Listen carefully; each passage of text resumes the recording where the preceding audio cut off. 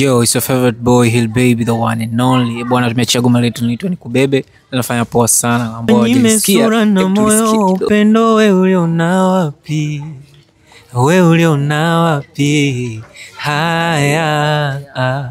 Twende. Mungu anyime pesa na moyo upendo wewe uliona. Wewe uliona wapi? Wewe uliona wapi?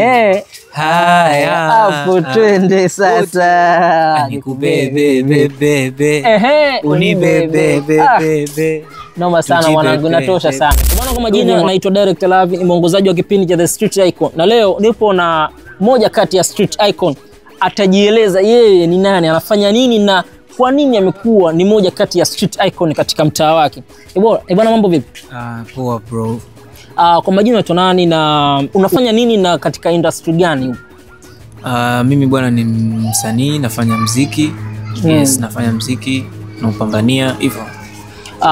Unaweza kutuambia unafanya muziki wa aina gani au wewe upo katika muziki aina yote?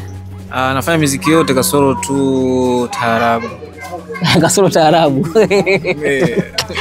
Sawa. Bwana Hill Baby, bwana tumeona kipindi cha nyuma haukuwa ni moja kati ya wasanii wa music. Unaweza kutuelezea kidogo kuhusu safari yako ya music mpaka sasa hivi upofikia hapa, na ni changamoto gani ulipitia au ni vikwazo vipi ulipitia katika safari yako au katika career yako ya music? Mimi ninavyoamini kila kitu ni swala la muda. Kwa hiyo muda sahihi unapofika kila kitu kinakuwa kipo sawa. Kwa hiyo mimi ilibidi nianze kuimba tangu nyuma huko, tangu darasa la 5, lakini kutokana na time haikuniruhusu. Na unakutokana na mambo ya family issues hivyo, wazazi nini. So nafikiri ni muda niloanza ni wakati sahihi, kutokana nishafanya research zangu, nishafanya utafiti wangu, nishajua tunapenya wapi, tunapitia wapi, tunabukia wapi. I think ni muda sahihi sasa hivi kufanya mimi sport. Unahisi wazazi ili kuchukua ugumu kiasi gani wazazi kukubaliana na wewe kuingia katika industry ya music? Kuchukua ugumu wote, kwa sababu mimi mzazi wangu ni mtu ambaye ananisupport, anapenda kitu ambacho nafanya na anaamini kutokana na maadili alionifundisha na weledi mzuri, hakuna kibaya kitatokea.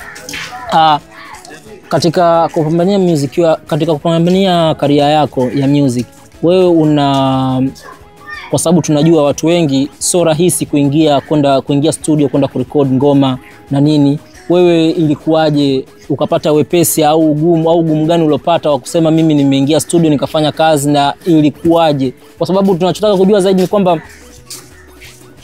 career yako ulipambania vipi? Mwanzo kabisa kuna ugumu ulikuwepo. Mwanzo kabisa ugumu ulikuwepo kipindi naanza, kutokana kwa hamna studio ambao unasema naenda kufanya session. Unajua? Kwa napata wakati mgumu afu ndo naanza, yani unajua kwenye kuanza na kwa ni ngumu kidogo. Yes, ndo kwanza unaanza unajua unaanzia wapi, lakini nashukuru Mungu alitia wepesi wake kutokana na nia yangu niloiweka.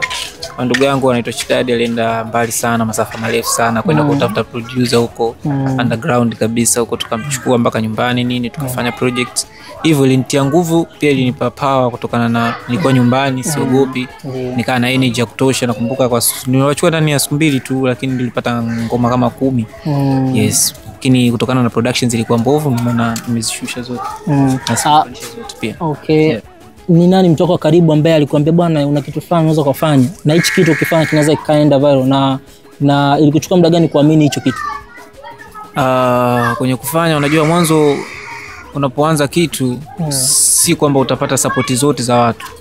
Ila kuna wanangu tu kadhaa walikuwa wananisupport tangu awali. Kina mwanangu Papichula alikuwa anakuja mpaka ghetto, kuna siku tunarekodi kabisa, na kuja na kaa tunasikiliza, nasema noma, you see, keep it hard, hivyo. Kwa hiyo nafikiri kila kitu kina muda wake na muda sahihi umefika, so tunaendelea kubamiza na tunabamiza mpaka mwisho. Sisi tumeanza bado hatujamaliza kabisa.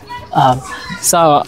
Katika kipindi cha nyuma kidogo hapa tuliona uliposti kuhusiana na msiba wa mzazi wako, babako, na uliposti kwa masikitiko makubwa sana kumpoteza mzee, kwa sababu ulitamani aone robo au nusu ya mafanikio yako, lakini haikuwa hivyo. Unaweza kutuelezea kidogo ilikuwaje mpaka ikafikia umeandika ujumbe kama ule? Unajua sisi wote ni waja wa Mwenyezi Mungu. Atakapotuhitaji tutarudi muda wote ambao yeye amejisikia sisi kurudi, sisi tutarudi. Kwa hiyo msiba ni kama ukumbusho tu kwamba yeye yupo na ataendelea kuwepo. Kwa hiyo inabidi kulipokea na kumshukuru tu Mwenyezi Mungu kutokana na anasema mwenyewe kwamba ukiondokewa na mpendwa wako basi atakupa mbora wake au mbadala wake ambaye atakava atafix nafasi. Na mimi nashukuru yupo. Kwa hiyo jambo tu la kushukuru Mungu, ila singependa sana kuelezea sana kutokana na mtu kashatangulia mbele za haki. Nabii madhaifu yake au siri zake au ni mwingine yapo nabii tumtunzie. Yes, kwa hiyo Mungu amrehemu kwa alipo dhangu, nampenda sana, amenichagulia mama mwema, mama bora. So salute kwake, jemedali wangu, apumzike kwa amani. Pole sana kaka. Asante sana. Tukirudi katika upambanaji wako, tunaona una familia kubwa. Ni kitu gani kilikufanya au kitu gani ambacho unacho ambacho kinafanya unakuwa na watu wengi wa karibu? Kwa sababu sio kawaida, unajua kuwa na watu wengi na pia wakana kukubali na kusupport sio jambo dogo. Kwa mfano hii project yako uliyoachia sasa hivi ya Nikubebe imeonekana imefanya vizuri sana na challenge nyingi sana TikTok. Hii imekaaje kwa upande wako? Unajua hakuna kitu kizuri kama kuwa na true love. Kuwa na true love na upendo wa ukweli kwa wenzako, kutokuwa fake, ukiwa real na ukawa na upendo kwa kila mmoja wapo. Yani hakuna usema umezidisha au umenini. Kwa kila mtu unamtreat vizuri, una baya na mtu.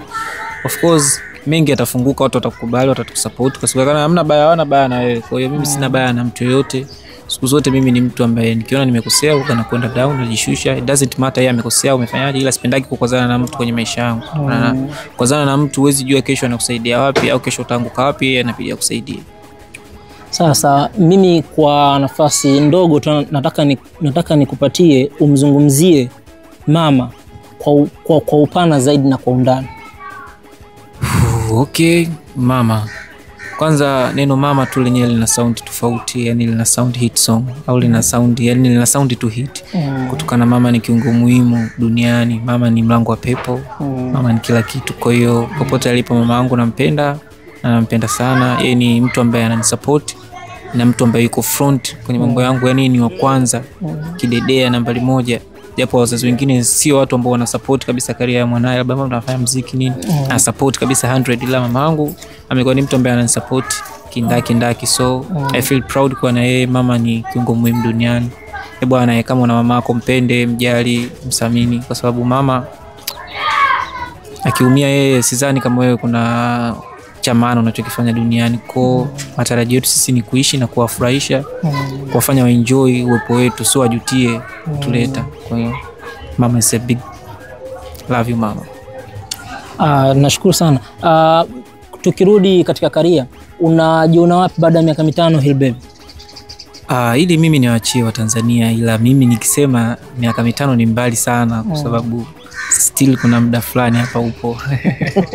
Kwa hiyo tukupe muda gani? Mimi nahisi nipende hata project 2 au 1 tu, ili tukuone kwenye billboard. Ewana Hillbaby anakuambia tumpe project 2 tuanze kumuona kwenye billboard. Sasa ili tunawaachia nyewe Tanzania, tunasubiria hizo project 2 zije na tuone kweli anachotuahidi ndio hicho ambacho tutachokiona. Tukirudi kwenye maisha halisi, Hillbaby ni mtu aina gani? Tukirudi kwenye maisha halisi, Hillbaby ni mtu ambaye yupo na watu wote, mtu ambaye anajichanganya na watu wote, mtu ambaye anapenda kupiga story na watu wote, mtu wa watu wote. Yani of course ni wote tu.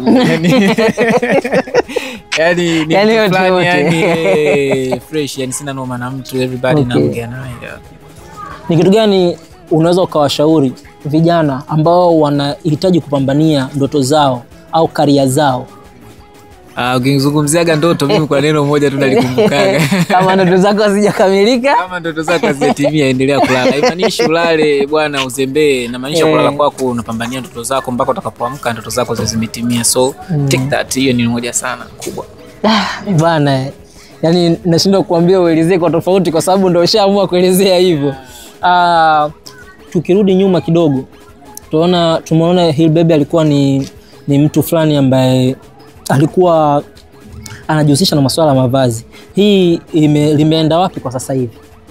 So kwamba limepotea, as long as yupo kuna mtu wa Papichulo store yupo anapambana nayo hiyo issue. So sidhani kila kitu ni nani mimi niwepo tu mimi. Kuna vitu vingine vinabidi wawepo watu wengine na wengine kwa makusudi ya kukuza, na kutanua ukubwa wetu, kwa sababu sisi ni team, tunafanya kazi kama team work. Unavyotuona timu yetu sio tu kwamba tunasupportiana just from us, sisi ni family na tunakaa tunapanga mikakati kwamba sasa hivi tunapambania hiki na hiki, lazima tufikishe pale, na kweli alhamdulillah Mwenyezi Mungu ana bless, watu wanaona wenyewe kwamba tunapopambania tunaelekea. Kwa hiyo yeah.